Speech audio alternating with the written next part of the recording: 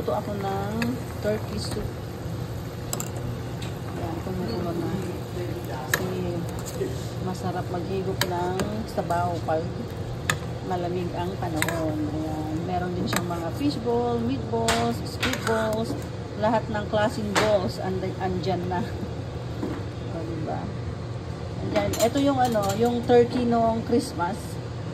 Ayan. Nilagay ko sa freezer, tapos kanina dinifrost ko, tapos ayan, niluto ko siya. O, diba? Ito, turkey soup tayo guys ngayon. O, diba? Tignan nyo naman tong squid ball or fish ball to. O, parang ano siya, ampaw siya.